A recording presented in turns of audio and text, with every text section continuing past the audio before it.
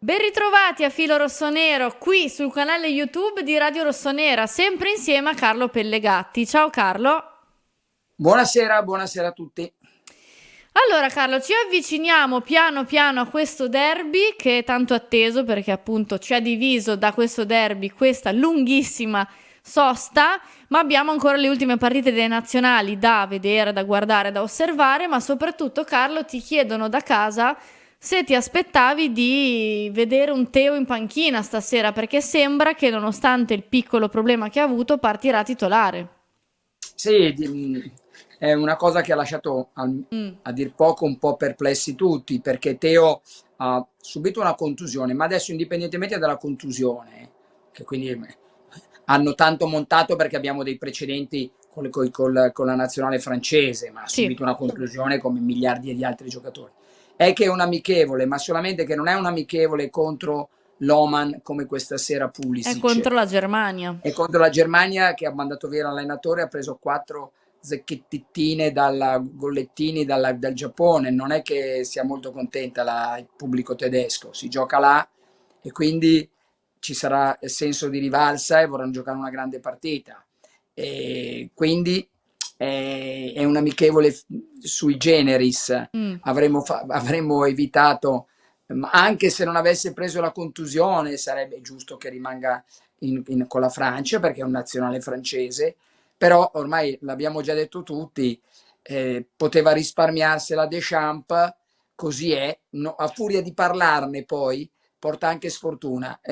Gioca Teo come gioca Ciao, come gioca Tomori, non so se giocherà, ma comunque è impegnato ancora, credo, con l'Inghilterra questa sera, credo, e magari gioca pure lui, e quindi non gioca Teo Hernandez, lo so, tanto chi è che si è fatto male di tutti? Cioè l'unico che non è andato in nazionale, quindi No, lì è no, un ma pochettino. infatti, però sai, più che altro credo che la poca comprensione su questa decisione sia stato proprio perché ha avuto un piccolo problema, più Ma ti sì, ma ha unisci avuto che un una contusione sul amichevole. polpaccio, cioè, e se dovesse ogni volta non giocare per le contusioni al polpaccio, gioca, speriamo che giochi bene, che faccia un bel gol, che giochi 90 minuti e che sia in grande forma con l'Inter. Punto stop. Teo, tanto Carlo è un giocatore che sia in nazionale che nella sua squadra, cioè il Milan, gioca sempre. C'è un giocatore che gli allenatori non lo lasciano in panchina, dobbiamo abituarci a questo, Sì, no? c'è da dire che bisogna prevenire il Teo perché si capisce subito quando è giù di forma, perché Sì, non ne azzecca una. Bisogna riuscire uno dirà non ne azzecca una, ma non azzeccandone una è sempre un giocatore di livello, sì. quindi meglio lui che non azzecchi con un altro. Vero anche questo, però Teo Hernandez indubbiamente, sai, oltretutto non è un difensore centrale che spende a livello mentale ma magari un po' meno a fisico, e lui è come Leao, faranno 6, 7, 8 scatti da 80 Mm. metri per partita, quindi le gambe ne Sì, Teo, risentono. Teo non è che si risparmia, Teo gioca in quel modo, non si Adesso risparmia. una cosa curiosa che mi porrei il problema, quando verrà alternato, sono curioso di sapere chi è che giocherà. Eh sì, perché l'anno scorso c'era Ballo Touré che per C'era Ballo quanto... Touré. Ah, bene, bello, bello, non c'è Ballo Touré. Va bene, non c'è Ballo Touré, quindi ne giocherà un altro. Vabbè, ma piuttosto di Ballo Touré chiunque. Va bene, va bene. Io mi tenevo Ballo Touré, però va bene lo stesso. Decidete voi. No, anche Speriamo perché... che Florenzi o qualcuno lo sostituisca bene. Eh sì, no, anche perché Carlo, riguardo alla tematica di cui parlavi prima, no? Di prevenire, è una cosa di cui abbiamo parlato spesso. Quest'anno sarà una bella sfida riuscire a mantenere alto il livello dei nostri titolari di più, no? Dell'anno scorso, perché come dicevi, Teo è chiaro che è un giocatore sempre importante, però quando cala di forma si vede e il Milan ne risente, quindi questa alternanza con in questo momento un punto interrogativo comunque è un tema, perché ad oggi Sì, non si sa. sono proprio curioso perché poi capiremo tutto dal 16 contro l'Inter fino aiutami tu, cos'è contro il Genoa, che Sì, giorno contro il sarà? Genoa il 7. Ti ringrazio. Cos'è, un altro sabato? Sì, un altro sabato. Ecco, perfetto. Allora dal 16 al 7 sono proprio curioso di capire quali, e capiremo quali siano le alternative. di Krunic, Reinders, sì, poi di Okafor o Jovic al posto di Giroud, perché lì incomincia la rotazione. L'importante è che, come ha fatto Okafor a Roma, diano dei bei segnali. Ah, guarda, infatti, magari dopo, sai, non mi aspetto particolari novità contro No, Inter e nelle prime due Newcastle, no. però già contro il Verona magari ci può essere Verona-Cagliari, qualcosa. Mm. Verona-Cagliari ci sarà un bel turnover, torneranno i titolari contro la Lazio e poi abbastanza titolari col Borussia e turnover col Genoa. Sarà così. Tra l'altro, E Carlo, lì, l'anno scorso una cosa che faceva riflettere era il fatto che proprio venivano cambiati tanti giocatori nella partita indicata come, ad esempio, quest'anno il Verona. Tu ti aspetti che con il Verona ci saranno tanti cambi oppure magari inserire piano piano, uno, due, tre? no, no, io mi aspetto, per esempio, tanto per dire, col Verona gioca dal primo minuto Chukwueze, Mm, poi magari Chukwueze Musa. ne fa due col Cagliari anche, poi Pulisic ne giocherà una delle due al posto di Leao a sinistra, per esempio, Okafor ne giocherà una delle due al posto di Giroud e poi magari anche Jovic. E l'importante è che il Milan è stato costruito perché se gioca Chukwueze e Pulisic deve essere la stessa cosa. Eh sì. Non può essere la stessa cosa un giocatore che va al posto di Leao, perché come Leao ce n'è uno, ma non deve, può essere, deve essere la stessa cosa se gioca Okafor, Jovic o Giroud. Giroud è più bravo, però è un grande centravanti. Però vogliamo vedere Okafor e Jovic grandi centravanti. Se non sono grandi centravanti, vuol dire che non va bene.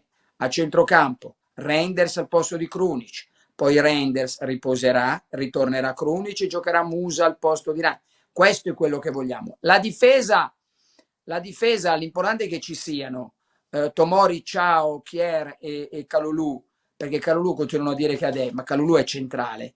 E Calabria verrà, diciamo, alternato con Florenzi e Calulu. Vediamo Pellegrino se può essere messo lì. La domanda è veramente a sinistra chi possa fare tra Calabria e Florenzi. Sì, O perché, X. sì, perché comunque Calabria lo puoi mettere a sinistra, ma è titolare anche di un altro ruolo, quindi non c'è fisicamente oggi il vero sostituto di Teo, no? No, no. Infatti si Quindi... parla di Miranda che mm. potrebbe arrivare a gennaio. Carlo, tra l'altro arrivano domande, una tematica questa che è iniziata un po' l'anno scorso. Io mi auguro di non dovercela portare dietro per tanti filo rossonero come è stato per Leao, ovvero l'adeguamento di Mike Magnan.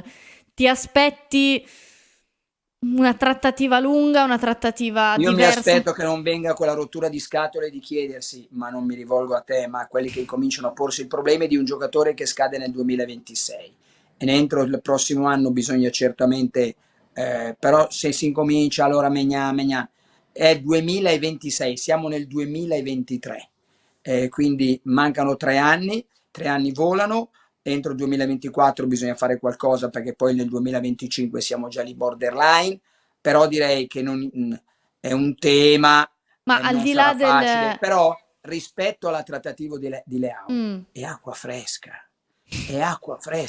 perché qui, come Benasser, il Milan offre X, lui vuole Y. Si incontrano, non si incontrano, uno scende, ed è una trattativa normale. Siamo riusciti a evitare a superare la trattativa di Leao con avvocati, TAS, cioè quella era una sì, la roba. trattativa di Leao era proprio un romanzo, se Ecco, ci questa qua è pensi. una trattativa come un'altra. Io voglio casa tua, mi presento con 200.000 euro, tu ne vuoi 250.000 e si sta a discutere io e No, te, ma ma è una infatti, trattativa io... normale. Ma infatti la domanda era più che altro non tanto sul rinnovo, perché giustamente, come hai detto tu, 2026, voglio dire, c'è tempo, ma se ti aspetti un adeguamento di contratto suo nel breve, perché comunque è settimo, Nel breve, nel ottavo. brevissimo, se il Milan è disposto, come sembra sia la richiesta di Mignan, a mettere 7, 8, 9, non lo so, 7 stop dalla parte del Milan, Sì, 9 dalla parte di Mignan, 8 potrebbe, e la risolvono domani. Ma se il Milan già con il fondo Elliott era disposto a dare Donnarumma 8, perché è Donnarumma che non ha voluto gli 8, perché gli 8 per lui c'erano, e poi ci è venuto fuori tutte gli altri problemi, Mm. e quindi a maggior ragione può, se era disposto a farlo il fondo Elliott, quindi si aspettano una cifra del genere. Poi non fatemi incominciare però cosa dice Teo Hernandez, non mi interessa, si sta parlando di Maignan, cosa? Quello che dirà Teo Hernandez, bene, non voglio rimanere al Milan perché non prendono soldi, via, ne prenderemo un altro, non è che voglio star qua a impazzire. Il Milan lo sa che deve aumentare. Guarda, ieri ha parlato, ho letto l'articolo di Alessandro Giudici, se l'hai visto ieri o l'altro ieri. Il Milan mi sembra che incredibilmente, con tutti i giocatori che ha preso, è sceso di 11 milioni circa il tetto degli ingaggi, quindi può ancora giocarsela. No, ma sicuramente, guarda, credo che anche il fatto di vedere i nuovi con uno stipendio più alto di Maignan abbia contribuito a questo. Però voglio dire, quando alzi così il livello di una rosa ci può anche stare voglio dire, di alzare un po' il monte ingaggi. L'importante è che quegli ingaggi vanno dati a dei giocatori utilizzabili. Fortunatamente i giocatori che avevano un ingaggio alto, il Milan è stato bravo a liberarsene, quindi però Esatto, l'importante è che si incominci a parlare di Maignan e del suo ingaggio nella prossima sosta, e poi nella sosta di novembre, e poi nella sosta di Natale. No, perché non c'è la sosta di Natale, quindi quando non sapranno cosa dire diranno questo. Però, È come hai un detto tema. tu, comunque è rassicurante il fatto che in questa trattativa ci sono anche meno componenti, no? Quella di Leao è stato E fino al veramente... 2026, quando lui avrà, è del 95, 31 anni, è qua che ci aiuta bello tranquillo. È chiaro che non c'è un sostituto di Maignan in questo momento, però il Milan con Tonali ha insegnato che si sanno muovere. Ci sono dei giocatori un po' più insostituibili di altri, però voglio dire, adesso pensiero di Maignan, che poi diventa il pensiero di Teo, ma allora cosa dice Pulisic? No, non ci No, vado più. perché sennò è una catena infinita che non Ma finirebbe no, mai. perché vuol dire che, guarda, quelli che si pongono i problemi è gente fortunata, perché non pensa al derby, vivono sereni e pensare a Maignan, cioè l'invidio, vuol dire che se il problema è Maignan, il problema è Maignan per gli altri quando para.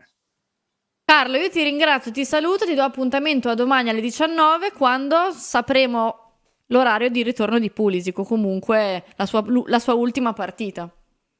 Certo, sapremo, quindi adesso mancano ormai 3-4 giorni, e l'importante è che tornino. Ho fatto il paragone, l'ho fatto il paragone, tu hai visto questi film, io dico sempre che tu li hai visti, tu devi, sì. Tu devi dirmi di sì. Pearl Sì? Harbor, Pearl Harbor, Tora Tora Tora, la battaglia di Midway, Top Gun, tutti i film che hai già visto, Sì, penso anche più di una assolutamente. volta. Sì, sì. Ecco, sono il protagonista alla portaerei.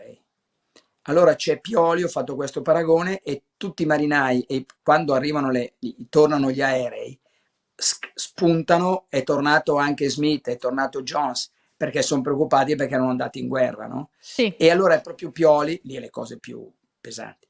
Pioli è proprio lì che a Milanello, bene, è tornato Pulisic, puff, è tornato Teo, puff, Sì, è una capisci? sorta di Quindi, appello, sì, sì. esatto, ritornano sulla portaerei, speriamo che tornino tutti salvi dopo aver vinto la battaglia dei giganti su in alto. Grazie Carlo e a domani. Mi raccomando, vedili anche 2 o 3 volte un film che hai già visto una Certo, volta. assolutamente.